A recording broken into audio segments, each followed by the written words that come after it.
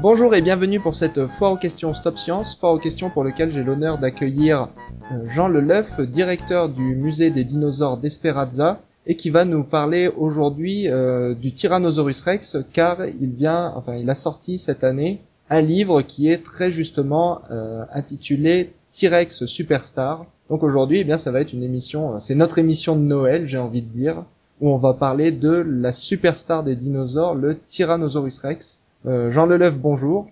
Bonjour. On va essayer de faire l'interview en deux parties.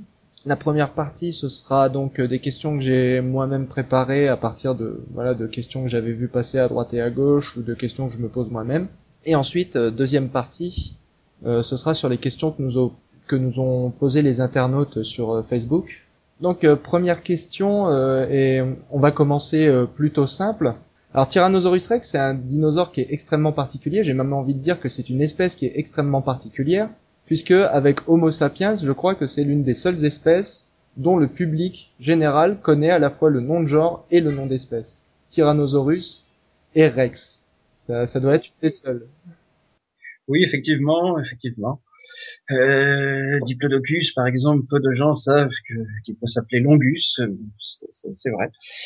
Mais il a une carrière de toute façon tout à fait particulière pour un fossile, pour un animal disparu depuis 66 millions d'années, puisque on s'imagine que l'on connaît absolument tout de la vie du T-Rex depuis son quotient intellectuel jusqu'à ses capacités sexuelles, en gros, à travers les vidéos, les films, tout ce qu'on a pu voir sur lui. C'est un animal dont on peut se dire qu'il a totalement échappé à la maîtrise ou au contrôle des paléontologues. En tout cas, c'est ce qu'on peut se dire au premier abord, ce dont on peut s'inquiéter. On peut même presque s'inquiéter, mais verrons-nous bientôt des tyrannosaures vivants dans des parcs d'attractions. Ah ça peut faire partie effectivement des questions qu'on peut se poser. Euh, donc cette première question, plutôt simple, on entend différentes appellations, T-Rex, Tyrannosaure, Tyrannosaurus Rex, Tyrannosaure Rex. Lequel est le bon? Y en a-t-il un meilleur que les autres? Alors l'officiel c'est Tyrannosaurus Rex et ça donne en abrégé T.Rex pour abréger le nom de genre Tyrannosaurus, et donc en anglais le T se prononce T, d'où le célèbre T-Rex mondialement connu. L'appellation normale c'est Tyrannosaurus Rex. En français on peut dire un tyrannosaure, hein, franciser le saurus latin. Et puis T-Rex, c'est le sobriquet sous lequel tout le monde le connaît aussi. Donc, on peut accepter à peu près toutes les appellations possibles pour l'animal. En tout cas, on parle de la même chose, ce qui est l'essentiel. Et souvent dans les médias, ce qu'on voit, c'est le mot tyrannosaure employé aussi pour désigner par exemple Daspletosaurus, Albertosaurus. On les désigne sous le grand ensemble des tyrannosaures. Et il arrive souvent que dans les documentaires, justement, ces documentaires jouent sur cette ambiguïté pour faire croire qu'on parle de Tyrannosaurus Rex. Il y a une confusion, mais classique chez les tyrannosaures comme chez les autres espèces, qui est liée à la classification, puisque les tyrannosaures font partie de la Tyrannosaurus ou Daspletosaurus ou autres font partie de la famille des tyrannosauridés, que l'on peut appeler ainsi en français. On peut dire les tyrannosauridés, mais on peut également dire les tyrannosaures, au sens de la famille des tyrannosauridés, voire du groupe au-dessus des tyrannosauroïdes. Donc, dans ce sens-là, tyrannosaure, ça peut vouloir dire tyrannosaurus, ça peut vouloir dire tyrannosauridé, donc une quinzaine de genres, ça peut vouloir dire tyrannosauroïde, donc une trentaine ou une quarantaine d'espèces. On va dire que tout dépend du contexte dans lequel le mot est employé. Mais c'est vrai que j'ai constaté que mes interlocuteurs ont parfois du mal à faire la différence entre tyrannosaure et tyrannosaure. Pour être correct, il faudrait parler de tyrannosauridé de temps en temps, mais on ne peut pas dire que tyrannosaure, le mot tyrannosaure soit impropre quand on parle de toute la famille. Oui, donc peut-être pour cette vidéo, on va essayer quand on parle de T-Rex, on va juste dire T-Rex, et quand on parle de sa famille, on peut dire tyrannosaure ou tyrannosauridé. Tyrannosauridé, c'est le plus simple. c'est oui, le plus correct, j'allais dire. Et puis on voit quand même tout de suite qu'il y a une petite différence. Sinon, effectivement, il y a fatalement une confusion entre tyrannosaure et tyrannosaure. Les gens nous corrigeront dans les commentaires de toute façon. Soit. Donc toujours à propos du nom du tyrannosaure, j'ai vu passer dans la littérature qu'en fait il devrait s'appeler Manospondylus gigas. Est-ce que c'est vrai ça? Alors, ce n'est pas entièrement faux. Disons que Manospondylus, c'est un genre qui a été créé par le célèbre paléontologue américain Cope dans les années 1870, je crois, j'ai plus la date exacte en tête, à partir qui a été créé pour nommer deux vertèbres découvertes dans le Montana, deux vertèbres caudales ou dorsales, je sais plus caudales peut-être, d'un gros dinosaure carnivore. Et quand 30 ans plus tard, Osborn a décrit le genre Tyrannosaurus avec d'autres noms de genre, d'ailleurs d'autres genres de gros théropodes comme Dynanosaurus. Et il a fait remarquer que les vertèbres de Cope étaient mal conservées, peu diagnostiques, que du coup il ne retenait pas ce nom de Manospondylus et que il désignait les squelettes subcomplets qu'il avait sous de nouveaux noms de genres et d'espèces. Alors évidemment, la priorité, la loi de priorité en nomenclature fait qu'en théorie, euh, c'est Manospondylus qui devrait avoir priorité si c'est effectivement un Tyrannosaurus rex. Il se trouve que l'usage a fait que pour l'instant, personne n'a eu l'idée particulièrement stupide de réactualiser ce nom de genre basé sur un matériel vraiment pas terrible et que tout le monde a gardé, a continué d'utiliser Tyrannosaurus. C'est grâce à Osborn qu'on n'appelle pas le tyrannosaure la grosse vertèbre spongieuse. C'est vrai, mais du coup, je pense qu'effectivement personne ne se serait intéressé autant au tyrannosaure en fait, s'il avait porté un nom aussi ridicule. Parce que le nom, la façon dont on nomme les choses, c'est quand même quelque chose d'important, on s'en rend compte dans le monde où nous vivons. Et d'avoir donné à son bébé le nom de Tyrannosaurus rex, le roi des lézards tyrans, ça a certainement contribué à son succès populaire. Si c'était appelé la petite crevette anémiée ou le petit lézard anémié, par exemple, ça n'aurait pas eu le même succès. C'est le nom qui fait peur chez les tyrannosaures. Même le nom fait peur. D'ailleurs, si on regarde un petit peu les différents genres de tyrannosaures qui ont été nommés, on voit qu'ils ont tous des noms faits pour faire peur. Le lézard cruel, parce qu'on a l'Itronax, c'est le roi du gore, des choses comme ça. Ils ont tous des noms qui sont bien calculés pour terroriser celui qui le lit. Alors du coup, puisqu'on parle de d'animal qui inspire la terreur, le débat qui entoure le T-Rex, en tout cas qui a entouré le T-Rex pendant la fin des années 80, toutes les années 90 et qui hante encore l'internet aujourd'hui, prédateur ou pas?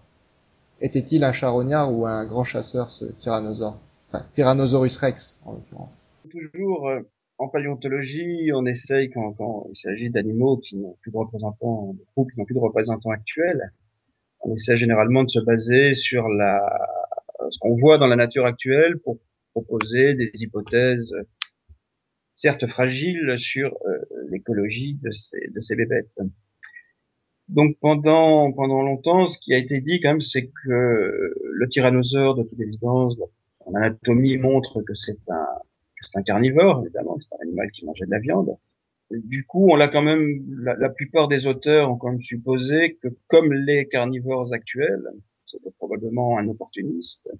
Donc on pouvait imaginer qu'il ne dédaignait pas une charogne quand il la croisait, évidemment, mais qu'il était également capable de chasser. Ça a été longtemps quand même là. Disons l'opinion professée par la plupart des gens sérieux. Après, certains ont fait remarquer, assez justement d'ailleurs, que le squelette de Tyrannosaurus n'est pas bâti pour la course. On voit par exemple que les tibias sont relativement courts par rapport au fémur. C'est pas une autruche, quoi. C'est pas un animal qui est fait pour galoper. Donc pour un carnivore, on peut dire que c'est probablement pas un animal qui rattrapait ses proies à la course. Du coup, il y a eu l'hypothèse également, enfin anciennement d'ailleurs, parce que ça date du début du XXe siècle. Hein, en fait. Quand Osborne a créé Tyrannosaurus, lui, il l'a vu comme le prédateur ultime, le chasseur impitoyable. Et dans le même temps, il y avait Lambe, notamment, un chercheur qui a décrit Gorgosaurus au Canada, qui lui interprétait cet autre tyrannosauridé comme étant au contraire un être très gauche, très lourd, une sorte de gros lézard qui devait se déplacer très difficilement, et dont il était tout à fait possible qu'il ait été uniquement charognard, incapable de pourchasser ses proies. Alors l'hypothèse de Lambe n'a pas eu beaucoup de succès, jusqu'à ce qu'elle soit réactivée dans les années 70-80, notamment par des gens comme Jack Horner, et qui ont dit, ah bah oui, certainement, c'était qu'un prédateur. C'était pas un prédateur, c'était un charognard. Débat qui aurait pu rester totalement sans fin, puisque c'est une hypothèse contre hypothèse, mais sans absolument aucune preuve. Donc on peut continuer à dire, mais si, c'est un animal actif, machin, ou non, c'est un charognard. Bon, il y a aucun argument décisif, ni dans un sens, ni dans l'autre, ne pouvait être apporté. Jusqu'à ce que, il y a 2 ou 3 ans, un chercheur américain ne décrive en provenance du Dakota des vertèbres de la queue d'un hadrosaure, donc d'un dinosaure herbivore, qui étaient soudées, comme on le voit parfois dans les vertèbres caudales des dinosaures, soudées par un cal osseux, soudées entre elles par un développement anarchique de l'os. C'est des choses qui peuvent arriver après des fractures, après des blessures avec des infections. Et au milieu du cal osseux, ce qu'a trouvé De Palma, le chercheur américain, c'est qu'il y avait une petite pointe de dent et que cette petite pointe de dent, c'est une pointe de dent de tyrannosaure. Donc la conclusion, enfin c'est la preuve magnifique, comme la paléontologie sait en réserver, la preuve qu'un tyrannosaure a mordu un hadrosaure, ce qui semble indiquer que le tyrannosaure n'était pas uniquement charognard, et que l'hadrosaure en question a dû avoir mal, bon ça on peut le supposer, mais qu'il s'en est sorti, qu'il l'a même guéri, puisque l'os s'est développé autour de la blessure, il a pu se soigner de son infection. Et donc c'est la preuve ultime et définitive que non, le tyrannosaure n'était pas seulement un charognard. Il était chasseur. Était-il aussi charognard? C'est évidemment fort probable, comme à peu près tous les carnivores d'aujourd'hui. Alors ouais, le tyrannosaure, ça doit être un des vertébrés terrestres dont on a le plus de traces de dents sur des ossements, j'imagine. Enfin, si je me rappelle bien, j'avais vu ça dans le livre de Boucault 1990 qui retraçait un peu toutes les preuves paléobiologiques. Et ça avait vraiment l'air d'être celui où il y avait le plus en tout cas pour les vertébrés terrestres. Après, si, Ouais, il y a beaucoup de traces de dents, enfin, de tyrannosaures. Bon, faut dire que l'ouest des États-Unis à la fin du Crétacé, c'est la région du monde la mieux connue en termes de dinosaures. Donc, en nombre de dents, nombre de quantité de matériel, c'est là qu'il y en a le plus dans le monde. Donc, c'est logique finalement que les traces de dents de T-Rex, il y en ait beaucoup. Il y en a sur un peu de tout, c'est vrai. Donc, les os des hadrosaures, on a vu les os d'autres tyrannosaures également, des mâchoires d'autres tyrannosaures, donc peut-être c'est un peu cannibale, mais euh, c'est vrai que oui, c'est pas rare de trouver des os avec des traces de dents de tyrannosaures. mais du coup, tant qu'on n'a pas cette trace comme tu l'as expliqué, tant qu'on n'a pas cette trace de recicatrisation par au-dessus, on peut pas savoir si l'animal a été tué par la morsure ou si c'est une morsure post-mortem, c'est ça? C'est exactement ça, c'est-à-dire que toutes les autres traces de dents, oui, de tyrannosaures, sont faites sur des animaux qui étaient en train d'être dépecés. Était-il mort pour d'autres raisons ou tué par le même T-Rex? C'est impossible à dire. La différence, c'est que cette dent de tyrannosaure avec le calosseux autour montre que c'était bien une morsure, l'animal a survécu, etc. Et donc il chassait. Mais toutes les autres traces ne sont pas une preuve définitive, sont une preuve du fait que le T-Rex est un carnivore, mais ça, peu de gens, je pense, ont sérieusement remis en question le fait que le tyrannosaure ait été un carnivore. Ce n'est pas souvenance de lecture où certains auraient essayé de le faire passer pour un herbivore, ça c'est compliqué. Mais ensuite voilà, ce qui est pratiquement impossible à démontrer, mais pour le tyrannosaure comme pour tous les autres carnivores disparus, c'est qu'ils étaient chasseurs. Normalement, c'est impossible à démontrer. Ça fait dire aussi que, je ne sais pas moi, que le tigre des cavernes était dans des cavernes était uniquement charognard. Prouver le contraire, c'est improuvable normalement. Il faut vraiment trouver le fossile inimaginable pour pouvoir le prouver. Et l'ouest des États-Unis en est capable. Oui, oui, bon, il a quand même fallu 150 ans, mais oui, ça existe. Et ce qui est bien, c'est que en paléontologie, de temps en temps, comme la découverte d'un malencontreux petit fossile rend caduque toutes sortes de belles hypothèses que l'on a pu s'échiner à monter pendant des décennies et à perfectionner, et puis tout d'un coup, pof, on trouve le fossile à mettre au placard les discussions précédentes. Puisqu'on parle donc du T-Rex prédateur, on peut parler de ses proies. Alors on a des images épiques dans nos têtes avec des tyrannosaures affrontant des diplodocus, des tyrannosaures affrontant des stégosaures. Alors, est-ce qu'on pourrait remettre un peu en contexte du coup pour nos auditeurs et Sans parler du tyrannosaure affrontant un spinosaure, bien entendu. voilà aussi. Mais, bien entendu, dans tous les cas, alors, cette imagerie est charmante. Pour les deux premiers cas, en tout cas, n'est pas du tout fondée, puisque entre les stégosaures, les diplodocus et le tyrannosaure, pour la disparition du dernier stégosaurus et l'apparition du premier tyrannosaure, il s'est passé de l'ordre de 80 millions d'années. Donc jamais un tyrannosaure n'a pu grignoter ni la queue d'un diplodocus, ni le museau d'un stégosaurus. Et 80 000, 80 millions d'années, ça veut dire que nous sommes actuellement plus proches du dernier tyrannosaure que le premier tyrannosaure n'est proche du dernier stégosaure. Si l'on voit d'un point de vue temporel, sans doute. Et évidemment, pour ce qui est du spinosaure, c'est la même chose. Là, c'est pas 80 millions d'années, mais c'est 30 et quelques millions d'années qui les séparent. Donc, que mangeait un tyrannosaure? Bah forcément les animaux qui vivaient à la même époque que lui et au même endroit. C'est beaucoup plus probable que d'avoir mangé des animaux disparus depuis 80 millions d'années, n'existant pas encore. Et pour en savoir plus, alors c'était quoi ces animaux? C'était quoi les dinosaures à la même époque dans le centre ouest des États-Unis? C'était notamment des hadrosaures et des cératopsiens, les dinosaures avec de canard et les dinosaures cornus, dont le fameux Triceratops.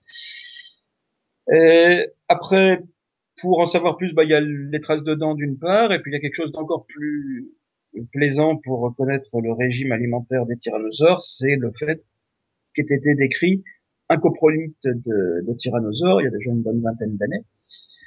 Et à l'intérieur de ce coprolithe de tyrannosaures, on a des petits fragments d'os.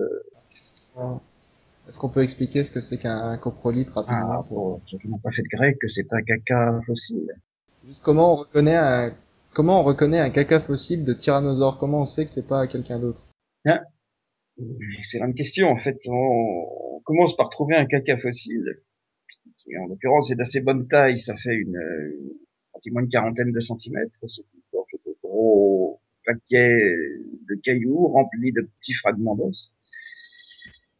Bref, c'est un coprolithe. Et puis on se dit, dans la région où on l'a trouvé, qui a pu le produire? Déjà, c'est rempli de petits morceaux d'os, donc ça élimine tous les animaux herbivores. C'est un prédateur, un carnivore qui l'a fait. C'est beaucoup trop gros pour un crocodile, c'est-à-dire pas la forme d'un coprolithe de crocodile. C'est beaucoup trop gros pour tous les prédateurs connus dans ces formations de l'extrême fin du Crétacé aux États-Unis, donc c'est très probablement une crotte de tyrannosaure. Raisonnement d'une logique imparable. Et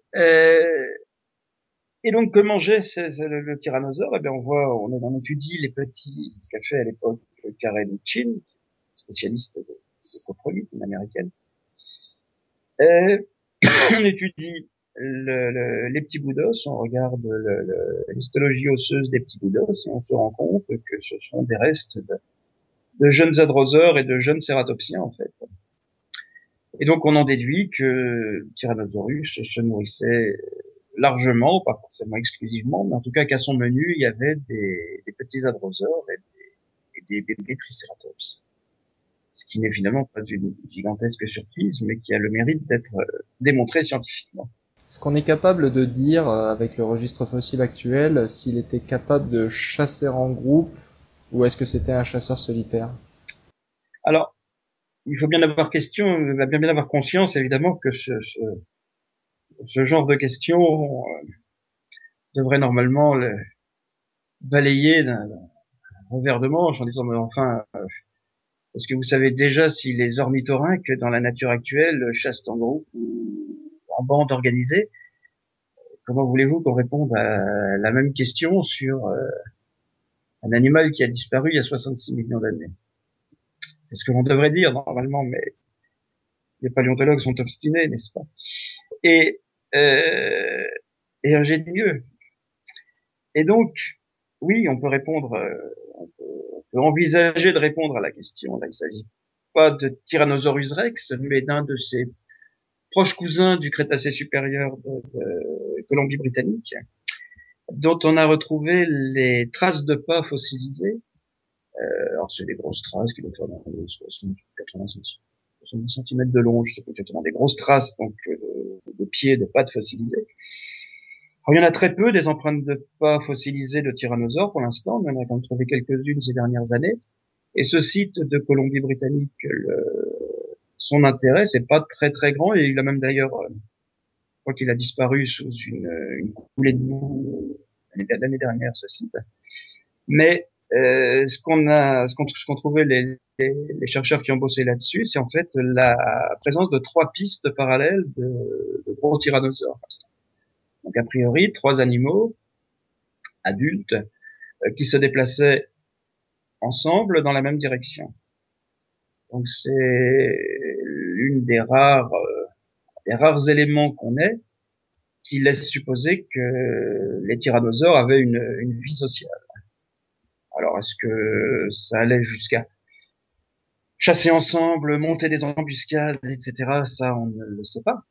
Enfin, ça, c'est pour l'instant improuvable, mais ce qui est certain, c'est que contrairement à ce qu'on a pu aussi lire sur les grands carnivores solitaires, ces animaux avaient une vie sociale, vivaient, sinon en horde, du moins en groupe.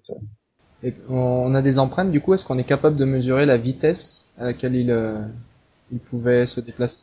Oui, mais oui, mais comme souvent avec les empreintes, c'est assez décevant parce que dans dans ce qu'on connaît, il commence à y en avoir beaucoup comme empreintes de pas de dinosaures. Il y en a quasiment aucune de dinosaures au galop.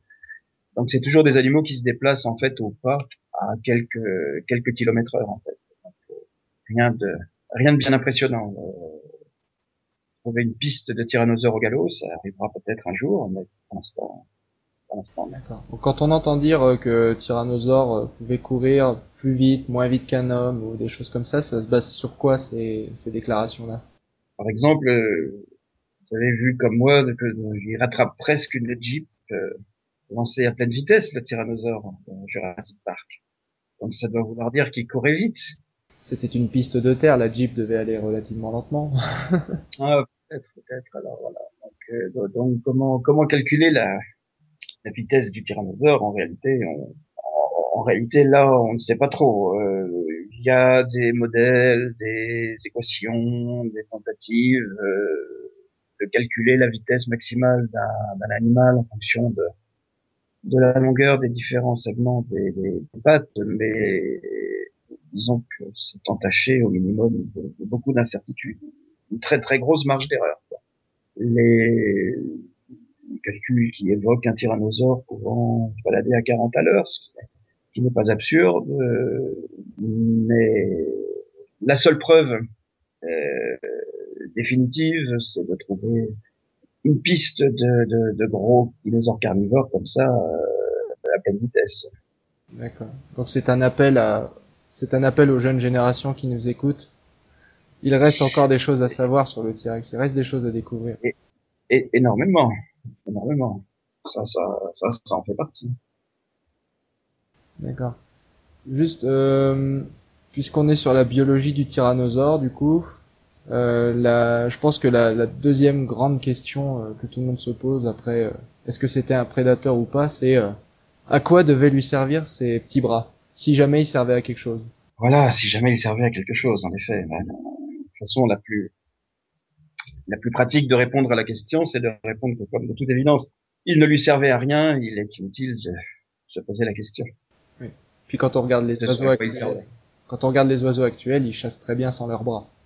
Tout à fait, oui, oui, oui. De toute façon, la question n'est pas de savoir s'il servait à chasser, finalement. Ça, c'est extrêmement improbable. Euh, Est-ce que c'était, en fait, la question, c'est plutôt, est-ce que c'était des organes en voie de régression qui auraient peut-être disparu quelques millions d'années plus tard chez les descendants du tyrannosaure, comme chez certains oiseaux de Nouvelle-Zélande, par exemple, qui avaient complètement perdu leurs pattes antérieures? Ou bien est-ce que ça avait une fonction, que ça lui servait à quelque chose? Alors Osborne avait évoqué des crochets copulatoires pour que le mâle s'accroche à la femelle. Au moment du coït, il y a eu X hypothèses plus ou moins pittoresques. Il y a un compte Twitter très très bien sur à quoi servaient les pattes du T-Rex. Ça s'appelle T-Rex Trying. On voit tout ce que le T-Rex ne peut pas faire avec ses pattes, presque s'allumer une cigarette. Et donc on est obligé de constater que c'est désespérant pour le malheureux Tyrannosaurus. Il ne peut vraiment pas faire grand chose de ses pattes. On me dit qu'il pouvait peut-être, ça pouvait l'aider à se relever, parce que peut-être que le tyrannosaure avait le droit de temps en temps de se coucher, de faire une petite sieste. Il avait une vie difficile, le tyrannosaure, donc il devait être fatigué de temps en temps. Peut-être se couchait-il pour dormir quelques heures. Et quand il fallait se relever, d'après certains collègues, ça aurait été très pratique d'avoir des petites pattes pour s'appuyer dessus, un peu comme un sprinter quand il démarre en s'appuyant sur ses, se posant sur ses mains. Donc peut-être, il y a une étude en cours en ce moment sur les bras du squelette de tyrannosaure du Field Museum de Chicago, euh, passé au scan pour voir un peu comment ça se passe à l'intérieur et qui, je crois, laisserait peut-être supposer, mais c'est pas encore publié, que que ça servait à quelque chose. Que, comment ils ont déterminé ça? À partir de la texture interne, à partir de la densité? C'est ça, mais c'était juste, j'ai une annonce que j'ai vue il y a quelques semaines, mais la publication est annoncée pour dans bien plus tard. Donc c'est du papotage d'arrière-boutique. Donc pour l'instant, peut-être bientôt des révélations, parce qu'il y a, bon, après, c'est les numérus, par exemple, il y a des grosses crêtes sur le numérus, il y avait des muscles insérés dessus. Et, et voilà, et puis, bon, Tyrannosaurus a de tout petits bras, mais il y a d'autres espèces qui avaient aussi des tout petits bras comme ça, Carnotaurus, par exemple. Un dinosaure anabéliseur, donc une autre grande famille de dinosaures d'Argentine, avait des tout petits bras aussi, très très réduits. C'est une tendance chez l'évolution dans différentes familles de très gros prédateurs, d'avoir les bras qui, sans doute, servent plus à grand chose et régressent. Est-ce que c'est lié au développement de la mâchoire? La mâchoire devient tellement imposante. On peut le supposer, mais là on spécule. En tout cas, on voit une corrélation entre le développement de grosses mâchoires, effectivement, et puis la diminution de la taille des bras et des avant-bras. Encore une autre question qui revient très souvent, la présence de plumes. Je crois savoir donc qu'on n'a pas d'empreinte de peau pour Tyrannosaurus Rex. Alors, peut-être une ou deux quand même, ouais. Une ou deux sur je sais plus quel squelette découvert récemment, mais c'est que c'est du domaine du centimètre carré ou de quelques centimètres carrés de peau écailleuse. Et pareil sur Tarbosaurus, je crois qu'il y a un peu plus, il y a aussi des fragments de peau, pas grand chose, donc quelques centimètres carrés ou dizaines de centimètres carrés, avec pareil une peau écailleuse. D'accord. Tarbosaurus, c'est le pendant asiatique de Tyrannosaurus. C'est ça, c'est le plus proche cousin de Tyrannosaurus Rex qui vivait en Mongolie. C'est le tyrannosaure de Nicolas Cage. C'est ça. Celui qu'il a dû Exact, rendre, exact. Il a dû rendre, comme un certain nombre d'autres squelettes de Tarbosaurus, en gros tous les squelettes de Tarbosaurus qu'on a vus en grande quantité dans les salles des ventes ces dernières années ont été sortis illégalement de Mongolie. Donc tous devraient normalement y retourner. c'est parce que donc les Tyrannosaurus Rex, c'est vraiment juste limité Ouest Amérique du Nord. C'est même pas même la. C'est ça, c'est le Montana, les Dakota, en gros, un petit peu le Wyoming et l'extrême sud du Canada, mais c'est vraiment une toute petite région de l'Ouest américain et pendant une période de temps très brève, c'est le Maastrichtien supérieur, c'est les 2-3 derniers millions d'années du Crétacé, de l'ère secondaire. D'accord. Alors c'était quoi les prédateurs à l'est des États-Unis du coup? Il y avait cette espèce d'océan, cette mer intérieure et C'est ça, il y avait une mer intérieure. Bon, tout à fait à la fin, on ne connaît pas très très bien la faune est américaine de la côte est, hein, tout à fait à la fin du Crétacé. Mais avant la fin du Crétacé, il y a aussi des tyrannosauroïdes dans la partie orientale des États-Unis. Après, l'extrême fin du Crétacé, c'est quand même très très méconnu par rapport à la partie occidentale. On sait qu'il y a des hadrosaures, il y a un carnivore qui s'appelle Dryptosaurus, dont les affinités ont été discutées, ne sont pas forcément résolues d'ailleurs, mais pas de Tyrannosaurus en tout cas.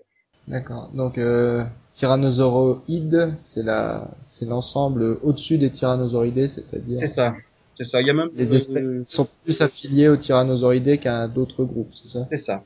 Et donc là, alors autant chez les tyrannosauridés, c'est-à-dire Tyrannosaurus, Tarbosaurus, on a des traces d'écailles mais pas de plumes, autant chez les tyrannosauroïdes, là, si je crois me souvenir, on a trouvé des traces de plumes. Oui, il y a un ou deux tyrannosauroïdes asiatiques qui ont des plumes, hein. Des trucs assez primitifs. Bon, alors, qui n'ont pas non plus la même préservation, c'est souvent des squelettes en plaques, ceux sur lesquels on trouve des plumes, hein, c'est rarement des squelettes en 3D. Donc, les squelettes à plaques, c'est super joli, mais c'est pas forcément facile à étudier, ni à comparer non plus. Donc, le statut phylogénétique précis de toutes ces formes peut beaucoup évoluer en fonction des études à venir. Donc, certaines bestioles sont actuellement classées dans les tyrannosauroïdes. Il ne faut pas beaucoup de caractères pour que ça passe dans le groupe à côté, etc. Donc je dirais que c'est pas encore évident aujourd'hui que des tyrannosauroïdes aient été couverts de plumes, même si d'un point de vue phylogénétique, c'est fort probable, puisque la présence de fanères, enfin de plumes ou de protoplumes, remonte à des groupes plus archaïques que les tyrannosaures chez les théropodes. Donc on peut, d'un point de vue phylogénétique, quand on regarde un arbre phylogénétique avec les groupes qui ont des plumes, dont on est sûr qu'ils ont des plumes et ceux pour lesquels on se pose la question, il est fort probable que les tyrannosaures aient eu pour ancêtre des animaux à plumes. D'accord. Et il est possible Maintenant, qu'il les ait perdus. l'absence de preuve n'est pas une preuve de l'absence. Comme chacun sait, donc les tyrannosaures, s'ils ont eu des ancêtres avec des plumes, les avaient-ils perdus dans l'évolution?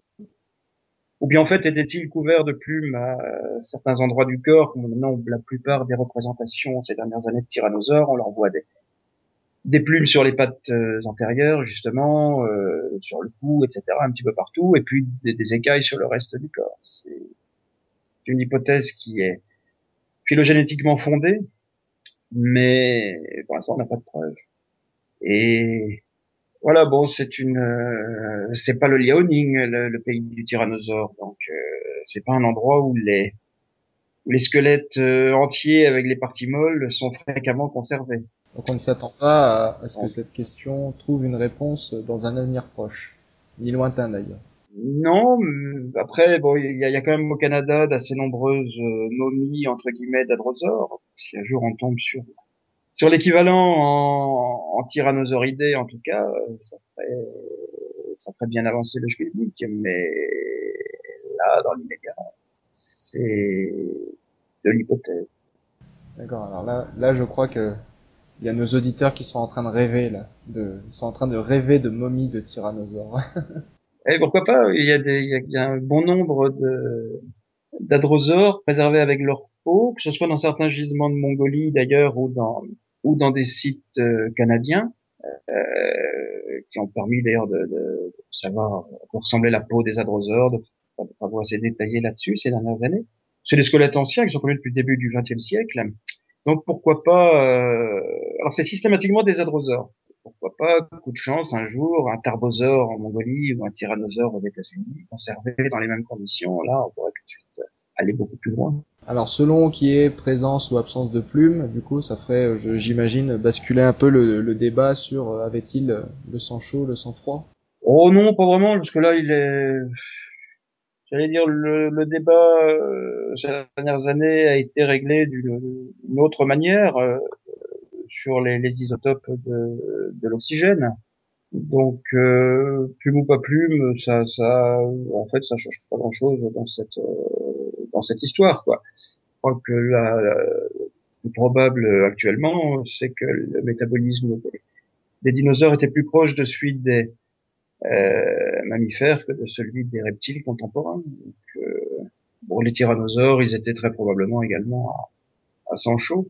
Je ne sais pas si on a, si Romain Agneau, par exemple, qui a travaillé là-dessus, a précisément échantillonné les dents de tyrannosaures, ça je m'en souviens plus, mais sur les dents de dinosaures en général, les résultats qu'ils ont sont assez clairs a priori. La méthode des géochimistes qui permet d'avoir une idée de la température du corps de l'animal au moment où se forment les tissus, donc notamment le tissu des dents, me semble ces dernières années avoir à peu près démontré, ou en tout cas fait nettement pencher la balance du côté de dinosaures à sang chaud. D'accord. Et il y a ça, il y a aussi la courbe de croissance, je crois, qui est très impressionnante de T-Rex et qui suggère qu'il avait le sang chaud, c'est ça? Ouais, oui, il grandissait très vite, effectivement, et il mourait jeune, hein, puisque les plus gros spécimens sont morts, je sais plus, 24 ou 28 ans, d'après l'histologie des os longs. Après, le fait de grandir très vite, oui, bon, il y a aussi, je suis pas sûr que ce soit, ça se corrèle directement à un métabolisme de type sang chaud. Les petits crocodiles grandissent très vite aussi. Je suis pas sûr qu'il y ait une relation directe défendable là-dedans. Alors ça, c'est peut-être une question qui n'aura pas de réponse. Niveau comportement de ponte et soins parentaux, est-ce qu'on a des indices chez T-Rex? Ben, on ne connaît pas d'œufs de tyrannosaures. On ne connaît pas non plus de jeunes, d'embryons. Donc, non, Non. aucune réponse. Simplement, là, on ne connaît pas, pour l'instant, on n'a pas trouvé de fossiles permettant de répondre à ces passionnantes questions. Même sur les juvéniles les juvéniles de T-Rex, les adolescents T-Rex, il y a un débat, puisque le débat de Nanotyrannus, qui pourrait être qui est contemporain de Tyrannosaurus, qui est un tyrannosaure de 4-5 mètres de long, un Nanotyrannus, qui, pour certains, est un autre genre de dinosaure, et pour d'autres, est un jeune tyrannosaure. Débat assez vif aux États-Unis actuellement. Les deux, les deux camps, il me semble assez plausible que ce soit effectivement un juvénile de Tyrannosaurus. Mais il y a une partie du matériel qui permettrait de répondre à ces questions-là, qui est dans des collections privées, donc qui n'est pas étudiable par les chercheurs. Donc pour l'instant, la réponse est un peu en suspens, dans l'attente toujours de nouvelles découvertes. D'accord. Comment on pourrait tester s'il s'agit d'un juvénile ou pas? Bon, entre autres par l'histologie, mais ce serait pas mal d'avoir plus d'un seul squelette. C'est toujours pareil. En paléontologie, on a souvent ce problème, c'est qu'on a des échantillons notoirement trop faibles pour pouvoir répondre à un certain nombre de questions. Quand il s'agit de la croissance d'un dinosaure, quand il s'agit de dimorphisme sexuel, on a généralement pas de matériel suffisamment abondant pour pouvoir répondre de manière claire et sans contradiction à ce genre de questions. Le tyrannosaure notamment. D'accord. Donc la question de Nanotyrannus reste en suspens. Oui, oui, elle l'est toujours, oui. D'accord. Et pour ce qui est comportements reproducteurs, j'avais vu passer que chez les tyrannosaures, un peu, enfin chez les tyrannosaures, un peu comme chez les rapaces actuels, c'est les femelles qui sont plus grosses que les mâles, c'est ça? C'est l'hypothèse en vogue actuellement, si elle vient d'être réfutée pour des raisons statistiques que je n'ai pas bien comprises il y a quelques semaines. J'ai vu passer un article qui avait l'air extrêmement chiant pour être statistique, pour expliquer justement que les échantillons ou les méthodes statistiques utilisées n'étaient pas opérationnelles. Si l'on accepte cette récente contradiction, on a effectivement, d'après certains chercheurs américains, vraiment deux morphotypes chez les squelettes de Tyrannosaurus connus, un qui est plus trapu, l'autre qui est plus gracile. Et dans les os d'un des squelettes les plus trapus, Maurice Schweitzer notamment, je crois, qui a mis en évidence un type de tissu osseux qui serait de l'os médulaire, c'est-à-dire le type d'os qu'on trouve chez les oiseaux avant la ponte, hein, les femelles oiseaux. Donc les femelles oiseaux repompent du calcaire de leurs os pour fabriquer leurs œufs.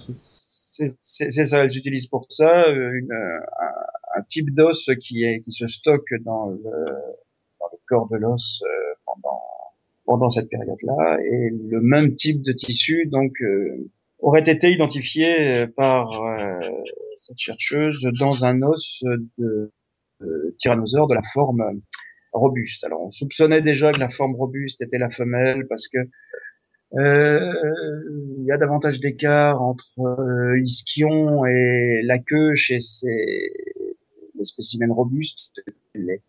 Les graciles, ceux qui laisseraient plus de place au moment de la ponte pour laisser passer des œufs. Donc c'est un espace entre le bassin et le bord inférieur de la queue, et il serait plus grand chez les femelles pour que l'œuf puisse sortir. C'est ça. Donc cette accumulation d'éléments fait qu'en ce moment, on pense en effet, il y a un dimorphisme sexuel chez le tyrannosaure, même si les statisticiens n'ont pas l'air tous d'accord. Voilà. Nonobstant ces réclamations qui peut-être sont fondées, je ne saurais m'engager. Il semble que le tyrannosaure soit la seule espèce de Tyrannosaurus rex, soit la seule espèce de dinosaure aujourd'hui chez lequel on peut reconnaître le mâle de la femelle. Et ça, c'est déjà extraordinaire. C'est déjà merveilleux, mais ça montre l'intérêt que l'on porte à cet animal. Parce que bon, il y a d'autres dinosaures qui sont connus par plus d'un squelette, comme je plaisantais un peu tout à l'heure. Mais on n'a jamais poussé les investigations aussi loin dans toutes ces autres espèces de dinosaures. Simplement parce que si vous montrez qu'il y a de l'os médulaire, je ne sais pas, moi, chez Raptodon, par exemple, chez la forme gracile de Raptodon, en tout hasard, mais vous faites jamais Nature, mon pauvre ami. Ça n'intéressera personne. Alors que si c'est dans l'os du T-Rex, je n'étais pas dans Nature, d'ailleurs, je sais plus, enfin, peu importe. Mais c'est quelque chose qui forcément va avoir des retombées, va passer dans une revue prestigieuse, etc., etc. Il faut toujours mieux faire ce genre de test sur le T-Rex que sur autre chose. D'accord. Et donc, puisqu'on parle d'interaction mâle-femelle chez les dinosaures, tu as été l'auteur d'un article qui m'a beaucoup plu, qui était en fait le résumé, d'une étude faite à propos des cris des dinosaures, et de l'évolution du syrinx, je crois, chez les dinosaures et les oiseaux, qui était sur le Dinoblog. D'ailleurs, j'ai oublié de le dire tout à l'heure, mais tu es aussi l'auteur d'articles de vulgarisation scientifique sur le Dinoblog, qui sont de très très bonne qualité. J'encourage tout le monde à aller visiter le Dinoblog. Et il y en a un donc là-dessus sur l'évolution du syrinx. Donc d'où ma question. Le cri du tyrannosaure. Était-il capable de chanter pour attirer sa belle ou pas? Alors, je ne me souviens plus trop ce que j'ai écrit sur ce passionnant objet d'histoire naturelle qui est le syrinx, mais j'ai bien peur que pour le tyrannosaure, pour l'instant, on n'ait pas la moindre idée de la nature de ses éventuelles vocalises. Rugissait-il, miaulait-il, on ne sait pas. Oui. Pour Vegavis, pour le du Crétacé qui était l'objet de cette étude, du coup, quelles étaient les conclusions? Alors, oulala, j'ai fait beaucoup de choses depuis que j'ai écrit cette chose-là. Je crois que j'ai un peu oublié le détail, mais ce qui était impressionnant chez Vegavis, c'est que l'équipe qui a travaillé là-dessus a retrouvé fossilisé donc ce petit organe assez minuscule qui ne se fossilise généralement pas et qui permet la vocalisation chez les oiseaux.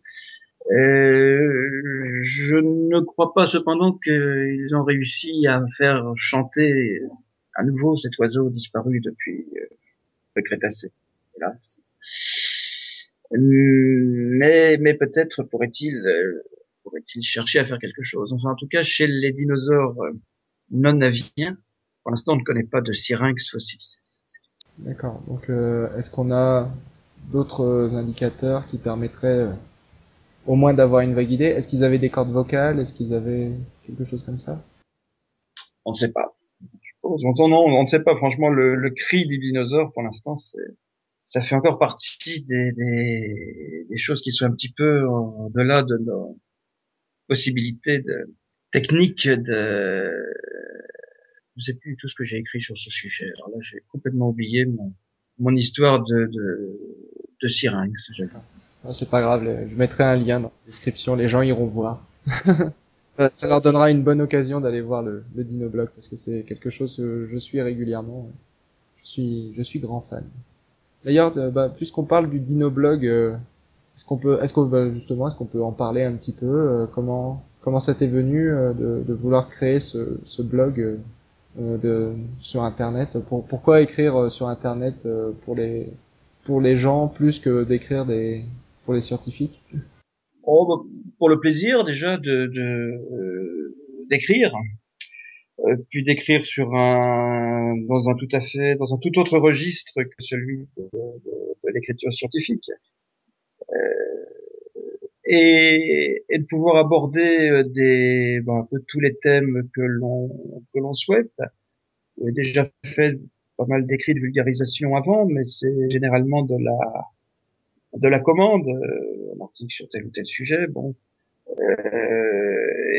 et c'est pas très marrant. Donc là, ça permet quand on a le temps, bien sûr, de réagir sur l'actualité et de donner un point de vue qui soit qui soit surtout pas, d'ailleurs c'est ce qu'on essaye, celui d'un compte rendu qu'on peut lire dans une agence de presse ou dans le communiqué triomphal d'une université à l'ensemble. Et qu'un de ces chercheurs a fait une découverte fondamentale et fantastique qui révolutionne.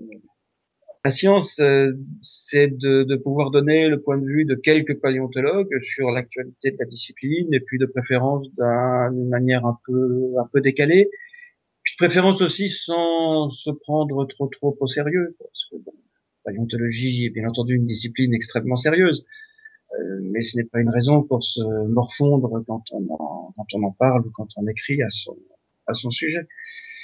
Donc c'était vraiment l'idée, la volonté d'avoir un petit espace de liberté avec un ton différent pour parler de ce dont on aime bien parler. Et donc le Dinoblog après allait très bien permettait aussi une bonne meilleure visibilité sur Internet pour le musée des dinosaures qu'il héberge. Mais c'est ça, voilà, c'est la notion de plaisir et d'amusement est conséquente dans les raisons de l'existence de ce blog et de sa continuation. Et des célèbres et des bientôt célèbre rencontre du dinoblog, qui ont déjà eu lieu à 2 reprises et qui rassemblent autour d'un cassoulet et de quelques blagues les lecteurs du dinoblog tous les premiers week-ends de juillet à Esperance. Et de quelques conférences aussi. D'accord, donc avis aux amateurs de cassoulet et de dinosaures. Et de blagues paléontologiques. On essaye d'avoir des conférences qui soient aussi un petit peu différentes de ce. Ouais, et puis en plus, vous couvrez un large panel de sujets. Enfin, par exemple, un sujet qui est très rarement abordé dans la littérature francophone, c'est la cryptozoologie. Ça, il y a Ah oui, quelques oui, oui. articles de cryptozoologie, quand même. Oh oui, disons que faut dire que historiquement, il y a pas mal de paléontologues français qui se sont bien intéressés à la cryptozoologie, qui ont plutôt défendu la cryptozoologie. Je pense à Pascal Tassi ou Eric Buffetot ou Michel Martin, qui ont depuis les années 70 montrent un intérêt pour cette discipline. Je dirais que c'est presque classique en France pour les paléontologues de ne pas non plus cracher avec mépris sur l'ensemble de la cryptozoologie. Bon, une partie de la cryptozoologie qui relève davantage de la poésie que de la science, mais bon, on a bien besoin d'un peu de poésie dans ce monde vivant. Il y a aussi donc il y a aussi même pour ceux qui sont pas spécialement gaga des dinosaures, il y a aussi donc Lionel Autier et Jean-Louis Artemberger qui écrivent à propos des mammifères. La plume de Jean-Louis Artemberger est par ailleurs tout à fait particulière et À recommander à tous, absolument. voilà. Et il y a, je crois, Lionel Cavin, si je ne me trompe pas, Lionel Gamin qui a écrit sur les poissons notamment, voilà, donc il y en a pour, et qui adore les fossiles vivants. Qui adore les fossiles vivants. comme nous Elle tous. adore parler de fossiles vivants. Aux grandes dames d'un certain nombre de biologistes qui trouvent qu'on ne devrait pas parler de fossiles vivants. On aime bien parler de fossiles vivants. C'est une des rares fois où on parle de fossiles, déjà. Absolument. Et vivant en plus, si c'est pas merveilleux. Et franchement, si le sélacanthe n'est pas un fossile vivant, qu'est-ce qu'il... Enfin bon. On va entrer dans ce douloureux débat ici. Je ne voudrais pas faire de tête. Oui, en fait. C'était le petit hors-sujet à propos du Dinoblog. Allez le voir. Voilà. Et oui, S'il mais y a oui. qu'une chose à retenir, c'est aller le voir. Bah justement, fossile vivant, on retransitionne vers le T-Rex, fossile vivant, on en parlait tout à l'heure. Résurrection du T-Rex? Point d'interrogation. Voilà. Fort heureusement, ce n'est pas au programme, parce que contrairement au mammouth, dont on peut retrouver l'ADN dans des glaces très récentes, les molécules fragiles du tyrannosaure et de ses contemporains n'ont probablement pas survécu jusqu'à nous. C'est probablement détruites au moment de la fossilisation. Je dis probablement parce que je suis quand même prudent. Il va y avoir des circonstances extraordinaires un jour où on en trouvera. Mais donc, normalement, ça devrait éviter de pouvoir refabriquer un œuf de tyrannosaure et pire encore d'essayer de le faire éclore. Alors, certains cherchent actuellement suivent une autre démarche, on essaye de faire régresser des poulets en bidouillant génétiquement des embryons de poulets, alors repousser la queue du dinosaure carnivore, ou ses dents, ses griffes, etc. Bon, moi, personnellement, je trouve pas ça très très sérieux, comme, Ouais, c'est le projet Chickenosaurus de Jack Horner, je crois. voilà, bien s'occuper. Ça ressemble aussi à la dinopoésie. Oui, oui, oui, oui, oui, oui, sauf que bon, les pauvres petits poulets, évidemment, bon, je ne sais pas comment après ils vivent leur vie de poulet à queue. Mais bon, tout ça, de toute façon, ne donnera pas un véritable dinosaure. On peut effectivement faire revivre quelques caractères de dinosaures carnivores chez les poulets, mais bon, je ne pense pas que ce soit une piste de recherche très sérieuse. Mais quand même notable, je crois que, enfin, c'était quand? C'était il y a 2 ans, 3 ans peut-être. On a retrouvé, je crois que c'est le tyrannosaure, c'est un des rares dinosaures pour lequel on a retrouvé des protéines et des globules rouges fossilisés. Enfin, les protéines justement n'étaient pas fossilisées, il y avait encore des fragments. Là, à nouveau, c'est un peu en dehors de mes violondingres habituels, les protéines, ces choses-là, bien les os bien secs. Mais bon, ce qu'il y a, c'est que c'est le petit problème avec ces histoires de protéines, de globules rouges, etc., c'est que ça fait une bonne quinzaine ou vingtaine d'années qu'on en entend parler de ces histoires-là. C'est toujours la même équipe qui annonce avoir trouvé ce genre de choses, mais que aucune autre équipe scientifique dans le monde n'a jamais pu reproduire ce genre d'expérience. Donc, ça permet au minimum de se poser des questions sur la validité des résultats. Il peut y avoir plein de raisons pour l'échantillon contaminé, etc. C'est quand même bizarre que personne ne réussisse à reproduire vraiment ce genre d'expérience. Donc je suis pas sûr qu'on puisse dire que c'est démontré définitivement la présence de globules rouges ou de choses comme ça chez un tyrannosaure. Je reste sceptique tant que d'autres équipes ne reproduisent pas ça. On se souvient que, enfin, un peu jeune, mais pendant l'été 93, qui ne nous rajeunit pas, c'était la sortie de Jurassic Park aux États-Unis au mois de juin, et puis Science ou Nature en juillet ou en août avait annoncé la découverte d'ADN fossilisé dans des insectes fossiles vieux de 135 millions d'années. Et truc formidable, c'était Jurassic Park pour demain. Bon, c'était pas de l'ADN de dinosaure dans un moustique, c'était un ADN de charançon, de je ne sais plus quoi. Et quelques années plus tard, une petite rétractation, c'était une contamination moderne, il n'y avait absolument pas d'ADN. Mais ça montre qu'on peut se tromper. Et puis mais que ce qui est vieil ADN, vieille protéine, du coup, il y a une certaine méfiance par rapport à ça, parce qu'il y a eu des précédents où on s'est trompé. Et des cas où on peut pas reproduire, où personne ne reproduit en tout cas le résultat. Je reste sinon sceptique, du moins prudent sur ce genre d'annonce pour l'instant. Mais c'est vrai que de plus en plus, on commence à chercher des choses dans les fossiles de dinosaures qu'on cherchait pas il y a 10 ans. Je pense aux mélanosomes dans les plumes de dinosaures, qui permettent d'avoir une idée sans doute de la couleur des dinosaures.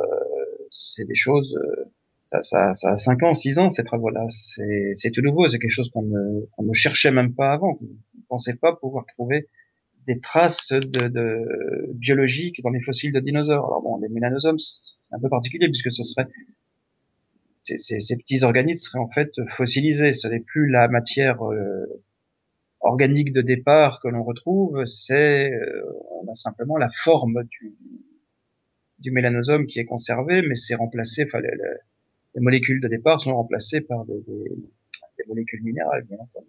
Mais c'est les premières années où on commence un peu à aller voir s'il y aurait pas en effet des traces de protéines, des choses comme ça. Donc c'est encore prématuré pour savoir jusqu'où on va pouvoir aller là-dedans. Mais peut-être pas loin, peut-être loin. D'accord. Alors, on passe maintenant à la deuxième partie de cette interview, donc les questions des auditeurs. 3 questions seulement, donc ça devrait s'en sortir assez vite. Première question de Julien Duy, qui est historien, et qui du coup nous pose une question sur l'histoire des sciences. Sa question est la suivante. Comment le T-Rex a-t-il acquis son statut de roi des dinosaures? C'est une excellente question. Il l'a acquis déjà au moment de son baptême, puisque Tyrannosaurus est Rex, donc roi. Donc le statut de roi des dinosaures, c'est pas la peine d'aller plus loin. Il vient de son baptême par Osborne. Et sa popularité a suivi de peu son baptême. Le matériel découvert était impressionnant. Il y avait 2 squelettes subentiers qui ont été montés à l'American Museum de New York pendant la Première Guerre mondiale, donc très peu de temps après la découverte des squelettes. Et Tyrannosaurus est devenu déjà un héros de littérature, de science-fiction, sous la plume d'Edgar Rice Burroughs dans les années 1916-1917. Burroughs, c'est l'auteur de Tarzan, le papa de Tarzan, mais il est également l'auteur de pas mal d'histoires de SF, John Carter de Mars, par exemple, mais également Pellucidar, qui est un cycle de romans qui se déroule centre de la Terre qui est creux et où vivent des survivants des époques préhistoriques, dont des dinosaures, dont un tyrannosaure d'ailleurs. Donc dès les années 10, ça devient un héros de littérature. C'est relayé après par tous les grands auteurs américains de SF ont bien fait une nouvelle avec un tyrannosaure dedans. Bradbury, etc. Et ça vient du talent de communication de Osborne. Ouais, ça a bien pris au départ, et oui, ça a compté. Et puis le fait que c'était effectivement le plus gros carnivore terrestre, ça a évidemment frappé les romanciers, les cinéastes. Dès le King Kong de 1933, King Kong se castagne avec un gros dinosaure carnivore qui est un Tyrannosaurus. L'exposition universelle de Chicago en 1934, il y avait un animatronique de Tyrannosaurus. Donc très vite, c'est un animal qui rencontre un succès formidable aux États-Unis, et succès qui deviendra vraiment mondial avec les efforts méritoires de Steven Spielberg depuis les années 90 avec Jurassic Park. Depuis, c'est une star mondiale, le tyrannosaure. Soyez chez les Inuits ou chez les Laotiens ou en Afrique du Sud, que vous alliez dans le patelin le plus paumé, tout le monde connaît Tyrannosaurus. Donc voilà, c'est une déjà vieille histoire, hein, celle du T-Rex. Deuxième question, David Capeller qui nous demande, alors c'est une question que on a déjà en partie répondu, on y a déjà en partie répondu, donc je pense que ça va aller vite. Donc le nanotyrannosaure, donc je suppose qu'il parle de Nanotyrannus, ouais, est-il un juvénile ou un animal différent? Alors, je crois que la plupart des gens qui travaillent directement sur les tyrannosauridés penchent pour la première hypothèse.